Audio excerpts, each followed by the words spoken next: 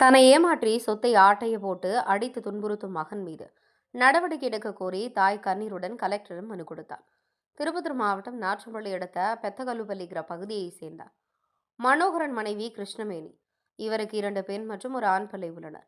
மனோகரன் உயிரிழந்த நிலையில் மூத்த பிள்ளையான சிவகுமார் என்பவர் கிருஷ்ணவேணிக்கு கணவரின் பூர்வீக பாகமாக வந்த சொத்து முழுவதையும் வாணியம்பாடி சார்பதிவாளர் அலுவலகத்தில் கடந்த 2008ஆம் ஆண்டு தன்னை ஏமாற்றி பத்திரப்பதிவு செய்தார்.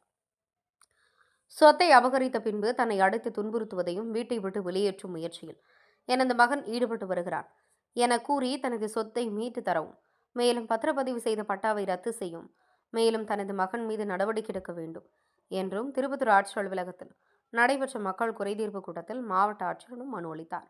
திருப்பத்தூர் மாவட்ட தவசி நியூஸ் மாவட்ட செய்தியாளர் கேப்டன் சி. ரமேஷ்.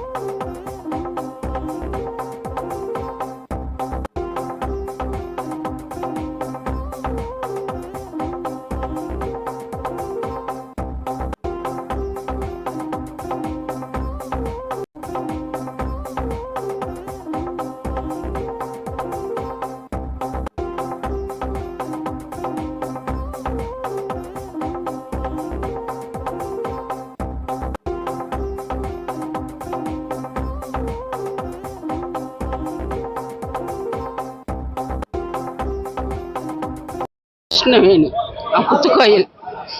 எனக்கு 3 பசங்க சார். 3ல் 2 பையன் ஒரு பொண்ணு. பெரிய பையன் ரயில்வே வேலை செய்கிறான். அவர் சொத்தை ஏமாற்றி எழுதிக்கணும், இருக்கிற வீட்டை கூட எழுதிக்கணும், எங்களை வீட்லேயும் இருக்கக்கூடாதுன்னு ரொம்ப டார்ச்சர் பண்ணுறான்.